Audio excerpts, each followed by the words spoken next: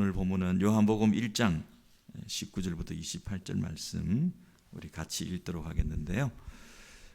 오랜만에 교독을 한번 해볼까요? 우리 교독, 우리 19절 우리가 먼저 읽고 여러분이 제가 읽고 교독도 오랜만에 하니까 19절 제가 읽고 여러분께서 20절 읽고 이렇게 요한복음 1장 19절에서 28절 말씀입니다.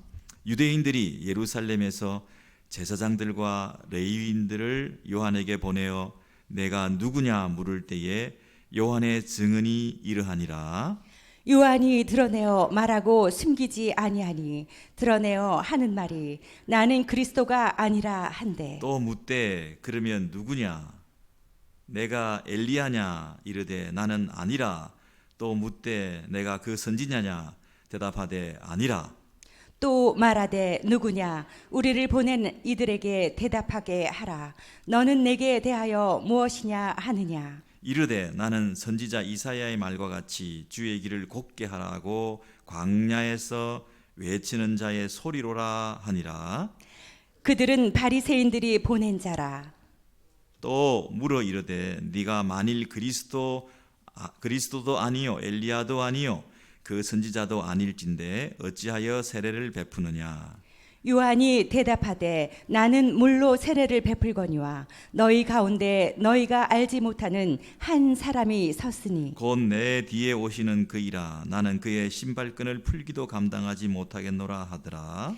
이 일은 요한이 세례 베풀던 곳 요단강 건너편 베다니에서 일어난 일이니라. 아멘. 아멘.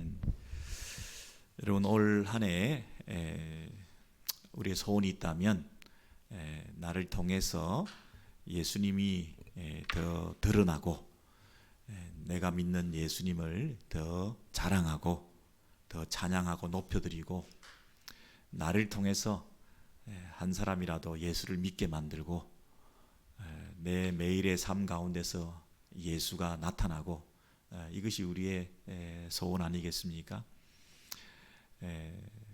예수님을 우리가 본받고 따라가기 위해서 예수를 닮아가는 삶을 살다 보면 자연히 예수님의 그 성품과 예수님의 향기가 나타날 것 아니겠어요? 예수님을 가까이 하지 않으면 늘 예수님과 함께 살아가지 않으면 내 안에서 예수가 나타날 리가 없잖아요. 그래서 뭐 우리가 불교를 믿는 것도 아니고 무속신앙을 믿는 것도 아니고 신년에 우리가 나와서 막 기도하면서 내 소원 이루어 달라고 부르짖는 그런 기도의 삶이 아니잖아요. 이방 종교도 기도가 다 있잖아요. 이방 종교들 가운데서도 마음의 소원을 구하는 간절한 지성이면 감천이라는 식의 간구들이 많이 있지 않습니까? 물론 우리의 그 마음의 소원을 가지고 주님 앞에 하나님의 뜻 안에서 하나님의 때에 이루어지기를 간절히 소원하고 어쨌든 내가 하나님 나라를 위해서 주를 위해서 사는 내 평생 남은 인생이 되기 위해서 지금 현재 닥치는 여러 가지 환난들을 주께서 해결해 주시고 문제를 고쳐주시고 또 마음의 육신의 이런 질병들을 씻어주시고 깨끗게 해주시고 치유해 주시고 이런 간절한 사모함들이 있잖아요. 근데 그런 것들은 결국은 부차적인 것일 수 있잖아요. 덤으로 따라오는 것일 수 있잖아요. 내가 주를 위해서 살다 보면 주께서 은혜를 주시는 것이잖아요. 사도 바울이 아무리 기도해도 아무리 간구해도 네 은혜가 족하다 이렇게 말씀하실 때도 있잖아요. 그러니 내 소원을 내 문제 해결에다 두면 안 되시잖아요. 그죠? 간절히 간구하지만 주님의 뜻이 어디 있는지를 묻고 때로는 더 우선해야 될 기도의 제목들이 있는 것이죠. 더 달려가야 될 사명이 있는 것이죠. 내 문제에 매여가지고 주께서 진정 원하시는 그 일을 우리가 행하지 못할 때도 있잖아요. 그러니까 2022년도에는 정말 주께서 기뻐하시는 삶을 살겠다. 정말 주님께서 내게 정말 원하는 그 일에 매진하겠다. 이렇게 먼저 마음을 탁 정하시면 나머지는 덤으로 오는 거잖아요. 주께서 은혜 주시면 더 간증들이 더 많아지시는 거잖아요. 그래서 오늘 본문에도 보면 세례요한과 같이 한번 살아봤으면 정말 주님만 드러내는 삶을 살았으면 세례요한의 그 마음의 간절한 소원이 무엇입니까? 나는 없어지고 주님만이 드러나고, 그거 아닙니까? 그분은 흥하시겠고 나는 쇠하리라. 그게 우리의 소원 아닙니까? 근데 우리는 그 종교인들 가운데서도 주님과 함께 나도 좀 떴으면, 주의 일을 하면서 나도 유명해졌으면, 주를 팔아서 나도 좀 편하게 살았으면, 종교 사업이죠. 종교 비즈니스를 하면서 나도 같이 떴으면, 나도 같이 유명해졌으면, 나도 좀 사람들에게 알려졌으면, 나도 영화를 누렸으면, 여러분 잘못하면 이런 어처구니 없는 짓을 하게 되는 것이거든요. 뭐 목회자나 뭐 직분자들만 그런 게 아니고요. 어떤 분들은 내가 어느 교회 직분자입니다, 집사입니다, 장로입니다, 뭐 이런 것들이 자기의 자랑이 되기도 하고요. 나는 그 교회, 큰 교회 내가 직분자니까 자기가 마치 더 큰 신앙이나 있는 것처럼 착각할 때도 있고요. 여러분, 우리가 뭘 드러내며 뭘 자랑하며 무엇을 나타내면서 살아야 되겠습니까? 나는 없어지고 주님만 드러나는 삶을 살겠습니다. 이게 세례요한만 그렇게 하라는 법이 어디 있습니까? 세례요한처럼 우리도 그것이 우리의 마음의 소원이 되셔야 되지 않겠어요? 오직 주님만 드러내겠다. 자칫 잘못하면 예수님 때문에 고난을 받는 그런 순교의 삶을 사는 인생이 아니라 예수님 때문에 영화를 누리고 예수 때문에 내가 더 이 땅에서 부유하게 편하게 존경받으면서 살아가는 그런 어처구니 없는 삶을 살 수가 있어요. 누가 우스갯소리로 천국에 갔더니 예수님이 앉아 계시다가 목사님이 왔다 그러니까 다른 성도들이 왔을 때는 일어나가지고 막 환영해주고 허그해주고 맞아주시고 그러는데, 목사님이 왔다 그러니까 자리에 딱 앉아셔가지고 그냥 왔냐 이렇게 얘기하시더래요. 왜 그러냐 물었더니 내가 일어나면 저놈이 차지할지 모른다고. 그런 우스갯소리를 하잖아요. 왜 자꾸 높아지려고 그러고 좋은 위치에 올라가려고. 나는 없어지리라 이렇게 딱 마음을 먹으시면 그 어디나 수시시 각각 그 틈을 노려서 나를 드러내고 나를 자랑하고 내 이름을 내고, 그런 자기 공로를 내세우고 내가 수고했다 공치사하고, 그리가 쉽잖아요. 지금 세례요한을 찾아온 사람들이 있습니다.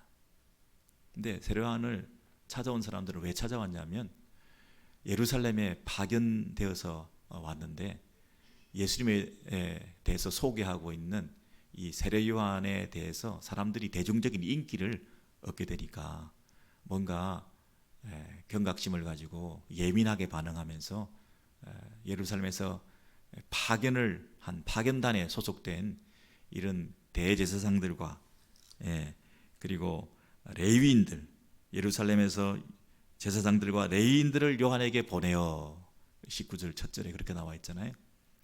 여러분, 왜 제사장들과 레위인들이 이렇게 예민한 반응을 보면서 먼 곳까지 찾아와서 세례 요한을 만나려고 했을까요? 세례 요한이 하고 있는 게 죄사함의 회개를 선포하는 세례를 베풀고 있거든요. 그래서 요단강가에 사람들이 막 모여들어 가지고 세례를 받는데 그 세례가 무슨 세례냐면 죄를 사해주는 죄사함과 회개를 위한 세례다. 이렇게 사람들이 그 세례에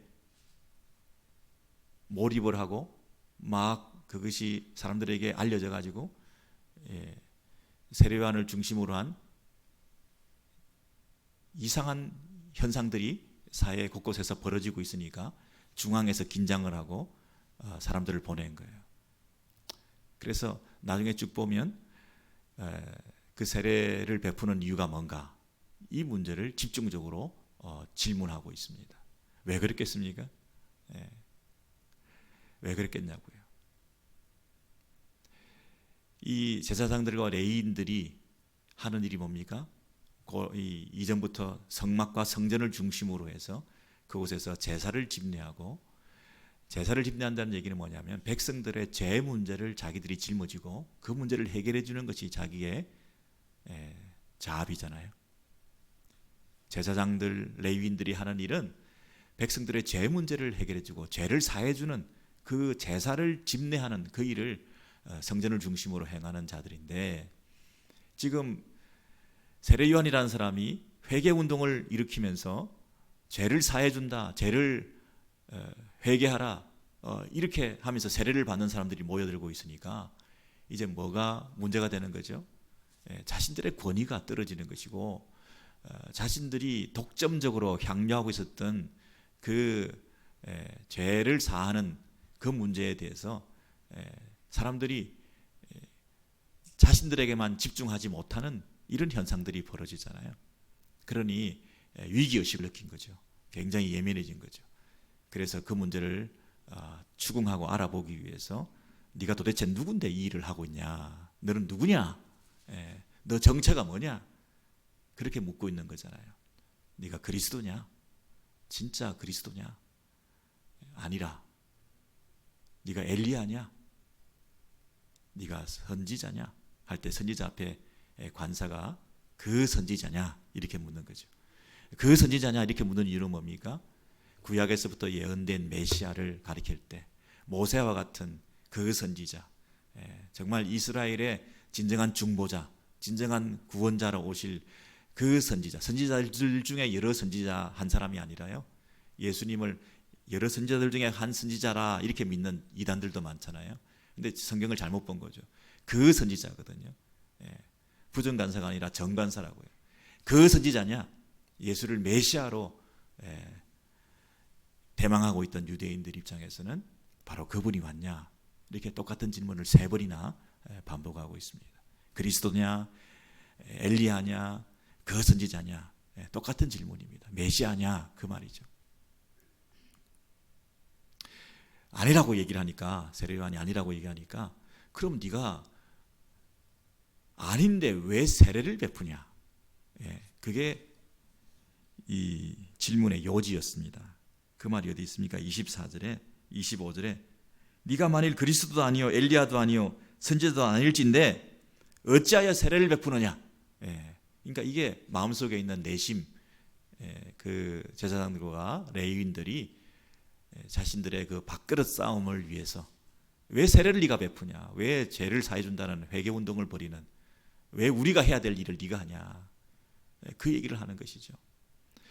여러분, 제사장들과 레위인들과 유대인들은 자기만 과도한 관심을 집중하는 인생을 산 것이죠. 메시아가 와서 백성들이 회개 운동을 일으킬 때 그 일에 대한 영적 관심을 기울이기보다는 내 문제, 내 유익, 내 현실, 내가 가지고 있는 기득권, 이런 것들이 가장 우선시 되니까 영적으로 둔감하게 되고 영적 안매 상태에서 분별할 수가 없었던 거죠. 세례요한이 외치는 그 말씀의 진정한 의미가 뭐며, 세례요한이 앞으로 오실 분이 누구라고 하는 것에 대해서 외칠 때에 그 메시아에 대한 관심을 전혀 가지지 못하고 바로 눈앞에 있는 이 문제만을 생각하다 보니까, 자기만 생각하다 보니까, 자기를 지키려고 하다 보니까 주님을 더 드러내는 일에 전혀 그 마음을 열지 못했던 것이죠. 불쌍한 인생이 되어버렸습니다. 그 당시 가장 영적 지도자요, 그리고 많은 사람들도 존경받고 그 땅에서 자신의 신앙이 최고라고 하던 그런 사람들, 종교 지식과 신앙의 어떤 경륜이 많다고 했던 사람들, 구약을 달달 외우고 있었던 그런 사람들이었지만은 예수를 알아보지 못하고 자기가 가지고 있는 편견과 자기를 지키려고 하는 그런 마음의 욕심들이 주님을 더 발견할 수 없었던 그런 인생으로 전락하고 만 것이죠. 여러분, 세례요한은 어땠습니까? 세례요한은 어찌하든지 나는 없어지고 예수만 드러내려고 하는 그런 삶을 살았던 것을 잘 대비해서 여기서 볼 수 있거든요. 한번 보세요. 19절에 네가 누구냐 이렇게 물었을 때에 요한의 증언이 이러하니라. 요한이 드러내어 말하고 숨기지 아니하니 드러내어 하는 말이 나는 그리스도가 아니라 이렇게 말합니다. 첫 번째 질문에 대해서 너 누구냐 그랬을 때 나는 그리스도가 아니라. 그 다음에 두 번째 또 묻되 그러면 누구냐 엘리야냐 이렇게 물었더니 나는 아니라 이렇게 말했습니다. 세 번째 그러면 네가 그 선지자냐 이렇게 묻을 때 대답하되 아니라. 여러분 대답의 세 가지를 한번 비교해 보십시오. 처음에는 뭐라고 했습니까? 나는 그리스도가 아니라. 두 번째는 나는 아니라. 세 번째는 아니라 이렇게 말하고 있어요. 나는 그리스도가 아니라. 나는 아니라. 아니라. 마지막에 아니라. 너 아니라. 강력하게 아니라. I'm not Christ. I'm not the Christ. I'm not. No. 이런 말이 짧아지고 있어요. 말이 짧아지고 있다. 자꾸 나에 대한 관심을 기울이고 네가 그리스도냐. 자꾸 나에게 관심을 기울이고 과도하게 나에 대한 그 질문을 물어볼 때에 우리 같으면 어떻게 했을까요? 아, 이제 제대로 나를 알아보는구나. 이렇게 인터뷰 요청이 많이 들어오는구나. 중앙에서부터 이렇게 매스컴이 와서 이렇게 중요한 사람들이 와서 나에 대해서 이렇게 물어보는 일들이 생겨서 이번 기회에 좀 나에 대해서 설명할 필요가 있겠구나. 여러분이 만약 뭐 수고를 많이 하고 애를 많이 써가지고 사람들이 많이 모이게 되어서 인터뷰 요청이 오면 처음에는 이렇게 얘기하시겠죠. 아닙니다. 저는 뭐 하나님 은혜입니다. 이러다가 또 정말 수고하셨습니다. 정말 애쓰셨습니다. 이러면 사실 뭐 좀 수고는 했는데 뭐 이러면서 또 말이 길어지지 않겠어요? 예? 여러분 우리가 자기에 대한 관심을 가지면 자꾸 자기에 대해서 얘기를 더 많이 하려고 하는 성향이 있어요. 처음에는 아니라 그러더라도 속에 있는 걸 나중에는 다 본심을 드러내놓게 돼요. 예? 자기를 은근히 다 자랑한다고요. 옛날에 내가 고생 많이 했다고. 오늘날 이게 갑자기 된 게 아니라고. 심지어 어떤 분들은 지금 이 일이 있기 전에 옛날에 어떠했는지를 자꾸 대비하면서 옛날에는 이랬는데 내가 온 이후로는 달라졌다고. 이게 자기를 피하라는 방법 아닙니까? 이전에는 이랬는데 내가 온 이후로 내가 이 일을 맡은 이후로 이렇게 달라졌다고. 그거 증명하고 드러내는 게 혈안이 돼 있는 게 인생사 아닙니까? 너 아니라고. 나는 아무것도 아니라고. 나에 대한 관심을 끄라고. 왜 나한테 자꾸 물어보냐고. 나를 왜 나에 대한 관심을 가지냐고. 나는 그리스도가 아니라. 나는 아니라. 너 아니라. 여러분 세례요한이 얼마나 이런 데 대해서 오히려 병적인 집착을 했다고 할 정도로 나에 대해서 아주 자기가 아무것도 아니라는 것을 자꾸만 나타내는 이런 데 아주 마음에 그냥 열병을 앓았던 것 같아요.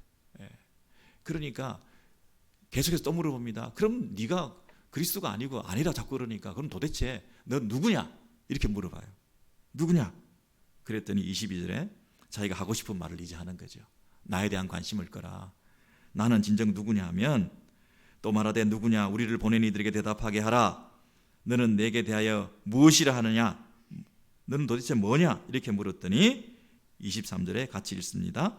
이르되 나는 선지자 이사야의 말과 같이 주의 길을 곱게 하라고 광야에서 외치는 자의 소리로라 하니라. 아니라 한마디로 끊었던 그가 이번에는 좀 말을 길게 하는데 누구를 소개하는 거죠? 선지자 이사야 말과 같이 주의 길을 곱게 하라고 광야에서 외치는 자의 소리로라. 앞으로 오실 분을 위해서 주의 길을 곱게 하라. 앞으로 왕이 오실 텐데 그 왕의 대로를 평탄케 하는 그 일을 하기 위해서 구약에서부터 예언된 그 말씀을 성취하기 위해서 그 말을 대신하러 온 사람에 불과한데 사람이라고도 얘기하지 않고 마지막에 자기를 소리라 이렇게 말하죠. 주의 길을 곱게 하라고 그 광야에서 외치는 자의 소리라. 나는 소리라 이렇게 말합니다. 소리의 특징이 뭘까요? 사라지는 거죠. 메신저는 없어지고 메시지만 남는 거죠. 나는 없어지고 내가 전하는 그 대상만 너희들이 바라보게 만드는 거죠. 소리라. 제가 설교자로 이 아침에 썼는데도요, 가끔 어떤 생각을 하냐면 이 설교를 통해서 나를 증명하려고 그래. 나를 드러내려고 그래. 나를 자랑하려고 그래. 내가 가진 것, 배운 것, 뭔가 그것을 과시하고 싶을 때가 있어. 내가 이만큼 알고 이 정도 배웠다고 하는 것을 드러내려고 할 때도 있어. 웃기는 일 아니겠어요?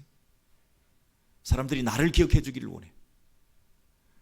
우리 교회에서는 좀 그런 현상이 덜한데요. 그런 정세가 덜 나타나는데, 왜냐하면 여러분들이 저를 뻔히 아니까 감히 나를 드러낼 필요도 없는 거죠. 바닥을 아시니까. 근데 다른 교회를 가면, 가끔 강사로 초청을 받아서 가면 사람들이 내 속을, 내 바닥을 잘 모르니까 내가 포장하고 나를 뭔가 자랑하려고 하고, 내가 꽤 괜찮은 사람이냐, 심지어 은혜로운 말씀을 증거하고 난 다음에 내 이름이 기억되게끔 내가 어느 교회에서 왔다는 얘기를 해서 사람들에게 조금 영향을 미칠 수 있게끔, 이런 병이 도진다니까요. 여러분은 어떠세요? 내가 전한 메시지만 남는 것이 아니라 나와 나의 배경과 나의 이름을 남기려고 하는 이런 병적인 정세들이, 불치병이 도질 때가 있단 말이죠. 여러분, 이 세례요한은 철저히 그것을 부인하는 거예요. 이게 위대한 세례요한의 모습이다. 우리 같은 이 사람들은 신발끈도 맬 수가 없을 정도로 그 세례요한의 자기를 죽이고 자기가 없어지는 그 모습은 정말 본받을 수밖에 없는 귀한 본이다. 여러분, 세례요한을 좀 닮아가셨으면 좋겠어요. 저와 여러분이. 나는 쇠하리라. 나는 누구라고요? 소리라. 나는 소리라. 여러분, 소리의 특징이 뭐라고요? 사라지는 거다. 대언하고 선포하고 그 메시지를 분명히 증거하고 확실한 메시지를 전달하고 그 역할을 소리가 하고, 그리고 소리는 사라지는 거예요. 의미 있는 삶을 살고 나는 없어지고, 주님을 드러내는 증인의 삶을 살고 나는 없어지고. 말씀을 전하고 나서 강사가 그 예배와 집회 후에 남아서 오래 남아가지고 계속 대화하고 교제하고 사귀고 음식 먹고, 여러분, 그러다 보니까 집회 때 받은 은혜의 말씀 다 잊어버려요. 떠들고 놀다 보니까 집회 후에 집회 때 받았던 그 은혜가 다 까먹게 돼. 이상하게 집회를 마치고 나면 그냥 집에 오고 싶어요. 사라지고 싶어요. 그냥 소리로 남고 싶어요. 그들과 개인적인 친분과 교제를 하고 뭔가 관계를 형성하고 그러고 하는 짓을 하고 싶지가 않아. 여러분, 그렇게 돌아오면요, 이상한 희열이 있어요. 기쁨이 있다니까요. 여러분, joy라는 그 기쁨이 어떻게 시작한다 그러죠? Jesus 첫 번째, others 두 번째, 그 다음에 you 세 번째. 주님을 가장 드러내고 다른 사람을 섬기고, 그 다음에 나를 돌아보고, 그렇게 우선순위대로 살면 joy, 불안 삶을 산다니까요. 너무 기쁜 거예요. 말할 수 없는 희열이 있는 거예요. 사람들하고 교제하고 나를 드러내고 예수는 온데간데 없어지고, 그 기쁨 아니죠. 인간적인 세상적인 기쁨에 불과하겠죠. 여러분, 크리스찬이라는 말의 뜻을 누가 이렇게 설명했어요. 여러분, 저와 여러분이 다 크리스찬이시죠? 예, Christ, CHRIST, 크라이스트를 먼저 딱 내세우고 나면 남는 의미가 뭐가 남나요? IAN 남죠. IAN, I'm nothing. 그리스도를 먼저 앞세우고 뒤에 나는 아무것도 아닙니다. 그게 크리스찬이라는 거예요. 여러분, 2022년도에 나는 없어지고 주님만 드러내고 자랑하고, 틈만 있으면 자기 자랑하고 자기 내세우고 생색내고 자기 공치 쌓고 내가 수고하고 애썼다고 하는 것 이름 내고 싶고 사람들이 알아주기를 원하고 칭찬받기를 원하고, 그게 안 되면 불편하고 섭섭하고. 여러분, 그런 정도 수준에서 우리 오렌지힐 교회 성도들은 이제는 졸업하시고 세례 요한을 따라가시고 우리 주님을 더 많이 드러내지 못해서 정말 안달이 되는, 정말 주님만 나타나는, 그래서 세례 요한이 무참한 죽음을 의미 없이 당하는데 나는 쇠하리라, 그게 가장 적합한 죽음 아니었습니까? 남은 우리의 인생이 주님을 더 드러내시는 인생 되시기를 소원합니다. 우리